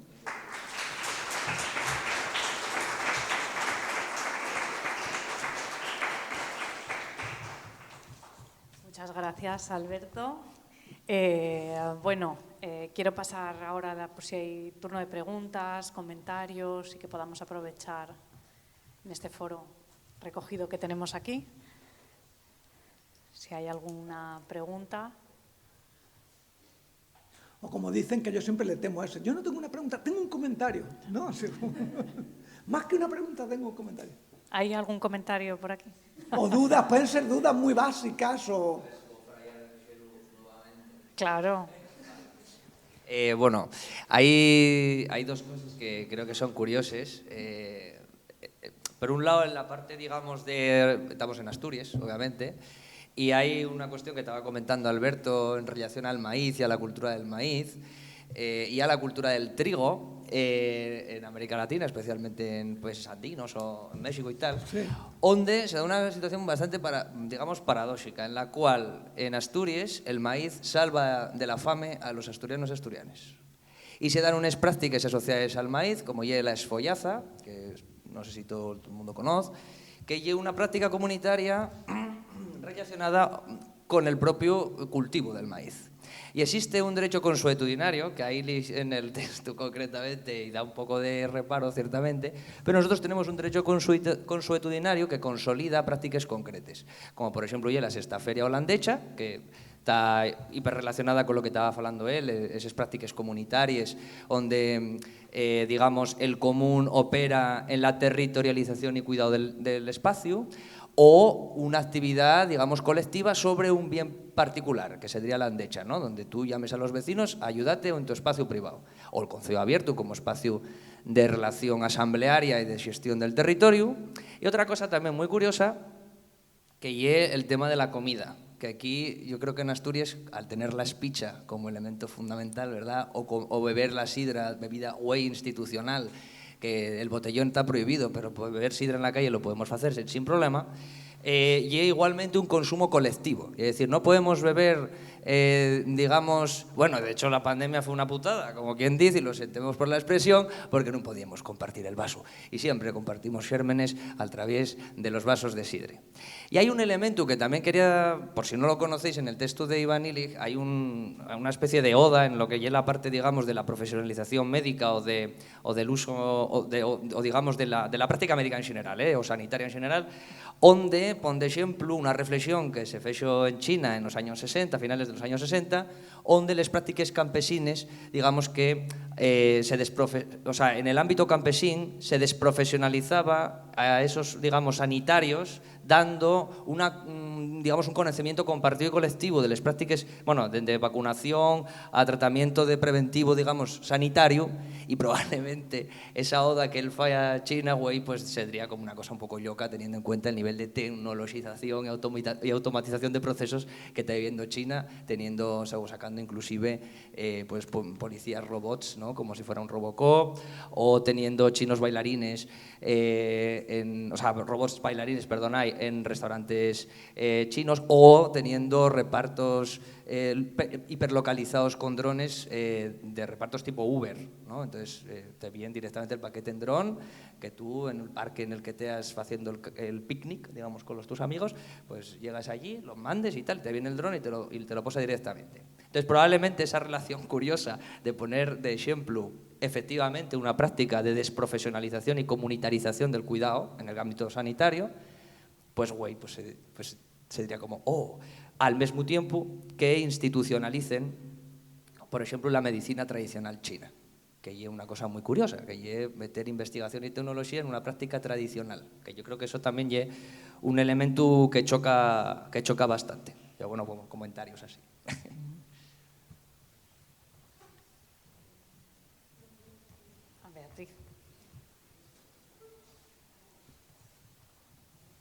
Bueno, gracias Alberto por la ponencia. Yo también odio lo de más que una pregunta tengo un comentario, así que procuraré no hacer lo mismo. Bueno, me ha parecido muy interesante todo, tantas cosas, has abierto tantas líneas de pensamiento, ¿no? Me has tenido esta hora y pico muy activa pensando. Pero una de las cosas que me resonaba durante toda la charla y que, bueno, supongo que no has entrado en ello porque tampoco es exactamente el tema de la convivialidad, pero para mí existe una resonancia muy grande de lo que has dicho sobre los saberes y cómo desde Europa y nuestra academia, ¿no?, que tenemos aquí instaurada, hacemos un estudio académico riguroso, ¿no?, contrastado y tal, y cómo los conocimientos más centrados en América, sobre todo en América Latina, son los casos de estudio, ¿no? Que para mí eso yo creo que tiene una grandísima relación con el concepto de Fricker de la injusticia epistémica. Claro. Y la pregunta que te quería hacer es, bueno, y tengo aquí un montón de anotaciones que he ido haciendo, que, bueno, esta primera problemática que nos has comentado se sustenta precisamente en este tipo de injusticia, pero es el medio artístico, ¿no?, que es lo que estamos viendo aquí hoy, que es lo que nos trae a un centro de arte.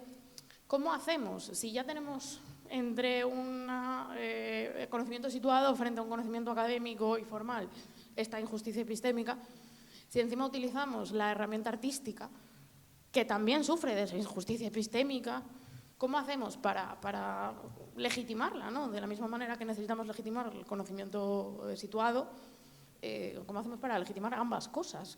Porque si utilizamos una herramienta que también sufre esta injusticia, pues me parece un bucle, ¿no?, que estaría muy bien explorar. Esa era la pregunta. Sí.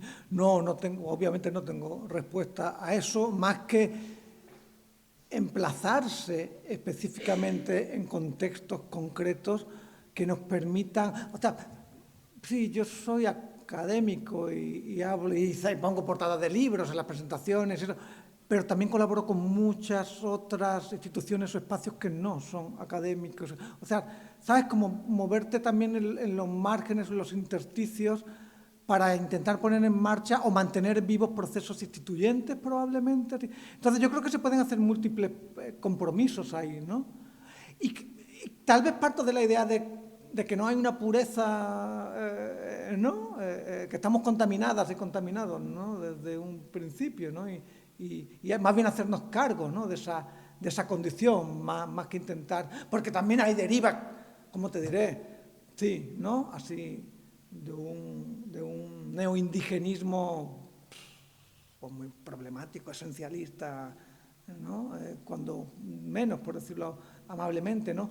Y yo creo que Illich, bueno, quién sabe, no sé, pero me parece que se trata de emplazarse y situarse e imaginar procesos a partir de situaciones, hacernos cargo, ¿sabes? Como que muchas veces queremos que pasen, tenemos que partir también de un ejercicio colectivo, ¿no?, de reconocimiento de dónde estamos, por qué estamos de la manera en la que estamos y qué podemos hacer desde ahí. Porque muchas veces nos dejamos llevar por la alta teoría, como los libros de caballería de Don Quijote, ¿sabes? Como que nos leemos los libros de Tagen y parece que estamos haciendo bioarte y tal. Pues a lo mejor deberíamos imaginar otra ruta mucho más a la escala. Y eso me parece importante y valioso también, ¿no? Como que nos hemos dejado llevar, sobre todo en la academia, ¿no?, por este proceso acelerado del formato paper, del impacto, de la métrica, de la NECA, y no te deja un instante en realidad para, como hicieron no los miembros de Cocina Colaboratorio, decir, ¿sabes qué? No quiero otra beca. Quiero que nos dé tiempo a enterarnos de qué hemos hecho con la beca previa y con el proceso previo. Y no queremos otra beca y seguir llenando papeles. Y a lo mejor eso... ¿Sabes? Hay un punto antropocéntrico en el argumento, marcadamente antropocéntrico de Illich respecto al umbral, respecto a qué es porque presupone que la tecnología la tecnología pues la que produce un efecto nocivo, pero es verdad que hay, no sé si es verdad o no, pero quizás sí es útil pensar en términos de umbrales, de que hay ciertos umbrales que no. Hay en el argumento sobre la dependencia energética, Illich hace una reflexión que es muy interesante respecto a, que es muy simple, pero que cuando la lees la primera vez dices, ah, caray, pues, ¿qué es? O sea, ¿qué capacidad de transformación del entorno en términos energéticos tiene un humano que tiene, yo que sé, uno que coma mucho a lo mejor puede quemar 4.000 calorías, 5.000, pero no te da más, o sea, claro, y eso tiene una capacidad de transformación determinada, ¿no? Louis Montfort, ¿no?, uno de los filósofos de la tecnología así como clásicos, pues, hablaba de cómo hay un salto cualitativo con las energías eólicas ¿no? Es decir, el uso del agua, hidráulicas, eólicas, del sol, que te dan un margen de transformación del entorno ampliado, o no, de tracción animal, ¿no? Pero claro, el boom energético que se asocia con la modernidad y que muchos teóricos intentan inscribir el antropoceno ahí, es decir, el último tercio del siglo XVIII, la llegada de la máquina de vapor, ahí hay una escala, ahí hay una acumulación energética que tiene una capacidad de transformación del entorno, hay un excedente energético que tiene un poder, bueno, eso sin llegar al nuclear, ¿no? Y a la escala de transformación nuclear, que es básicamente la posibilidad de aniquilamiento, ¿no?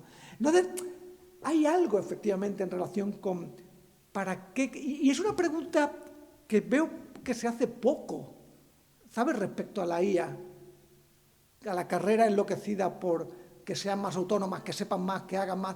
Ya, pero ¿no estaría bueno saber para qué diantre la queremos? ¿Alguien podría...? No, pues sí, yo que sé, para pronósticos médicos, no sé, ok, pues venga, invirtamos en que sirva para pronósticos médicos. Que no. Pero hay, ¿sabes? Como que hay una suerte de automatización, por volver al término, ¿no?, de la exposición venidera, ¿no? Y creo que ahí la pregunta por el umbral deberíamos hacernos, también nosotras como académicas, ¿sabes? Y como académicos, o sea, ¿realmente queremos, deseamos, necesitamos, debemos seguir operando a esa escala? O sea, ¿quién está exactamente beneficiando y sosteniendo, ¿no?, esa dedicación energética? Hay un texto muy referido de Dipesh Chakrabarty, que es el primero que liga de una manera como o sea, Chakrabarty, que había sido un teórico decolonial, post-marxista, ¿sabes? Como que pensaba el proyecto de emancipación básicamente en términos antropocéntricos y políticos, ¿sabes? El humano en el centro del proyecto. Entonces, cuando se toma en serio la hipótesis del antropoceno, que se llama, ¿cómo se llama? No me acuerdo cómo se llama, pero es como 4 tesis sobre el cambio climático, o sea, ¿no?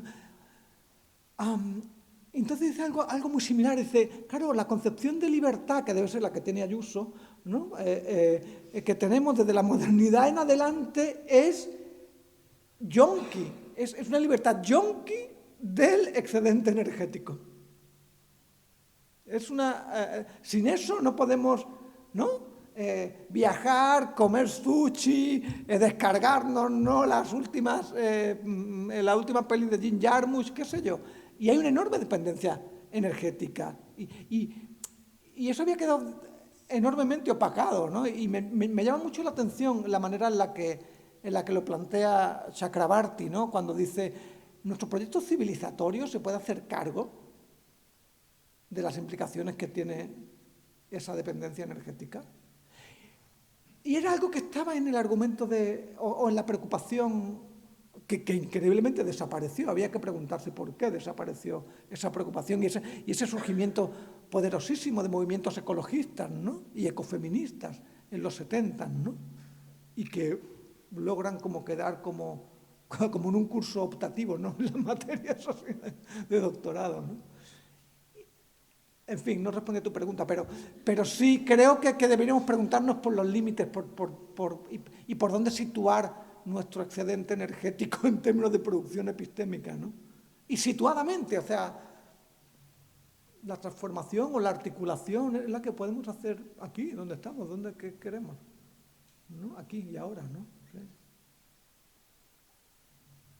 Bueno, yo no sé si hay más preguntas, también por no robarte más tiempo. No, por mí no, yo no tengo compromiso. Yo quería decir, bueno, igual un poco al hilo de lo que preguntaba Beatriz, yo creo que también, y también por el sitio en el que estamos, ¿no? Yo sí que tengo el convencimiento que las prácticas artísticas tienen mucho de instituyente, no porque las generen, sino porque beben de cosas que ya están ocurriendo, ¿no? Yo creo que ahí es donde también, no quiero decir en la producción como producción, sino en el uso, en la utilización, en la puesta en valor de lo que ocurre en lo artístico, también hay mucho de reflexión, desde luego, comunitario, es decir, generan comunidades y generan prácticas y beben luego a su vez esas prácticas para otras que muchas veces no somos conscientes porque al final es verdad que venimos y vemos solo la pieza final o la exposición final, ¿no?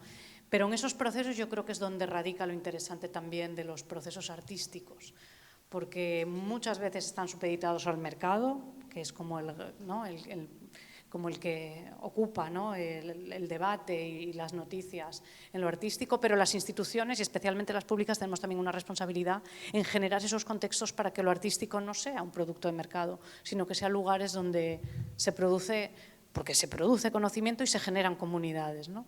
Lo de la comida me interesa porque es una cosa que estamos trabajando con artistas en esta nueva etapa, pues también buscar eso.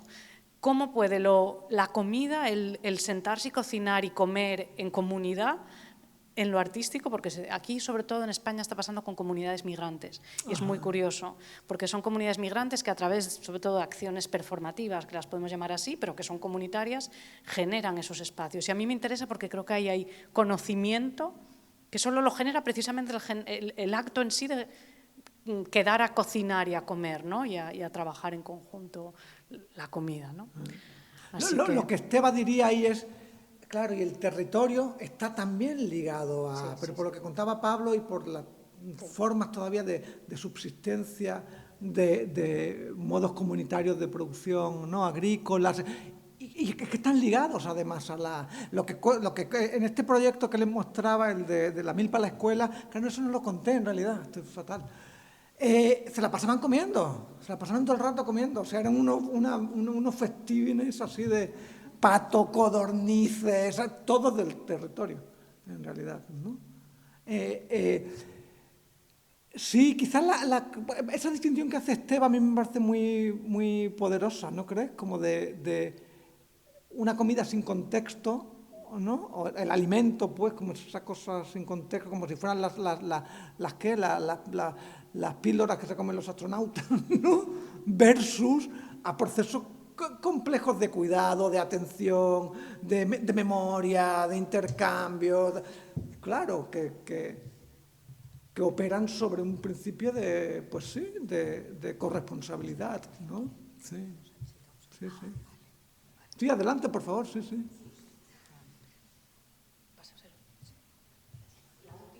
Claro, claro, sí.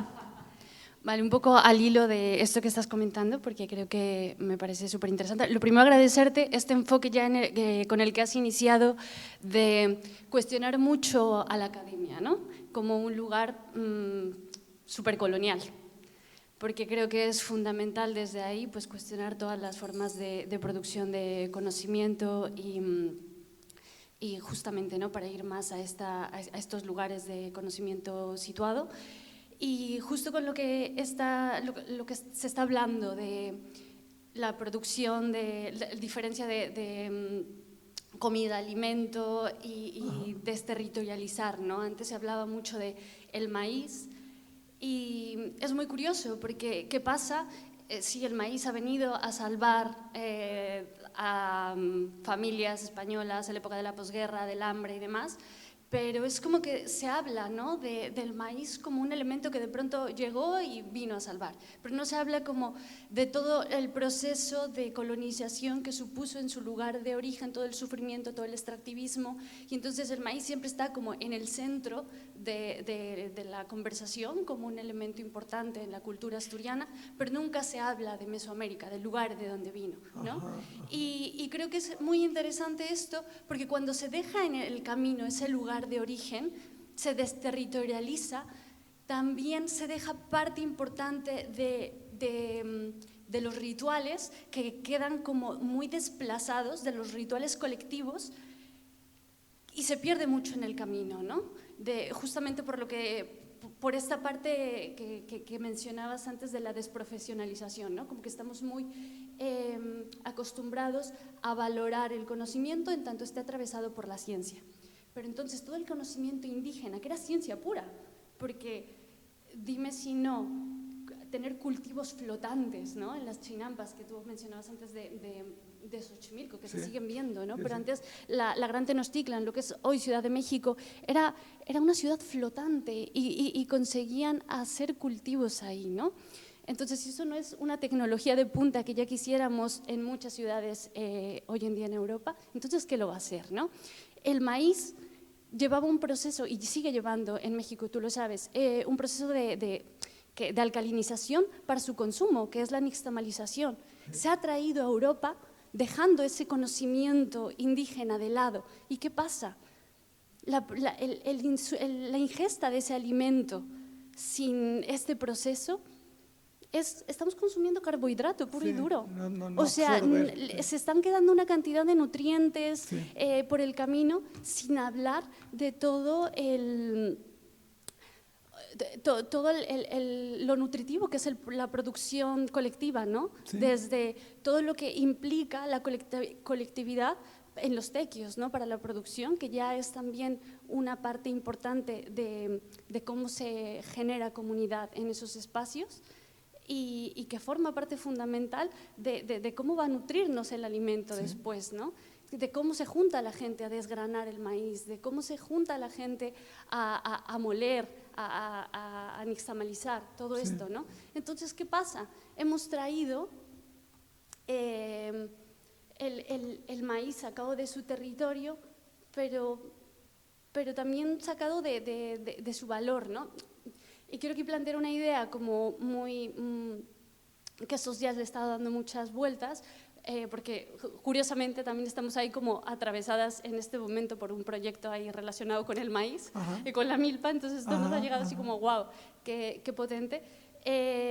Y es como la sociedad mexicana, le compramos a Vasconcelos esta idea del mestizaje, ¿no? De la sociedad mexicana como un pueblo mestizo, como esta idea de la suma de dos mundos y demás, y que simplemente invisibiliza a un gran sector también de la población indígena, ¿no? Entonces es un proyecto civilizatorio horroroso, y entonces la sociedad mestiza en realidad lo que viene a hacer es como a disfrazar que somos hijos bastardos del colonialismo. Y yo planteo esta idea. Nosotros sí, como mexicanos somos hijos bastardos del colonialismo, pero ¿cómo se llamaría? O sea, si un bastardo es quien no es reconocido por el padre, ¿cómo se llamaría un hijo que no reconoce a su madre? Porque creo que aquí en España sois hijos bastardos del maíz, porque habéis rechazado esa parte fundamental de todo lo que suponía un conocimiento mucho más profundo que simplemente consumir una semilla.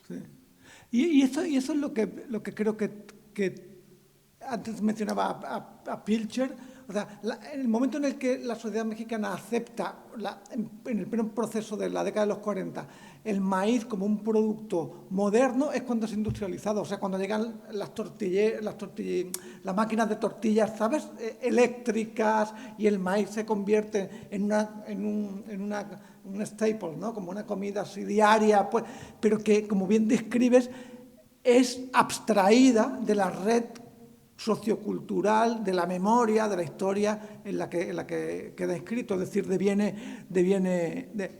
deja de ser comida para devenir. Y era mucho más que comida, como dices, ¿no? O sea, tiene una dimensión. Y fíjate que en eso que dices, yo de repente tengo esperanzas de... Lo que pasa que, claro, el ruido mediático y los usos políticos, ¿no?, de peticiones de perdón, ¿no?, para su capitalización política, dificultan eso, pero a mí me gustó eso que decía, o sea, que recordó ahora Semiramis de que son migrantes los que están permitiendo volver a ver la complejidad de lo que está en juego en la comida y es decir, que el maíz no es un bien de consumo, es efectivamente es un mundo, o sea, instituye un mundo de relaciones. Ojalá tengamos la oportunidad de darle lugar y de abrazarlo, pero soy bastante pesimista con eso, la verdad. Sí. Qué pésima manera de acabar la charla. Sí, ya lo sé. Pero muchas gracias, deberías haber dado la charla tú. Sí.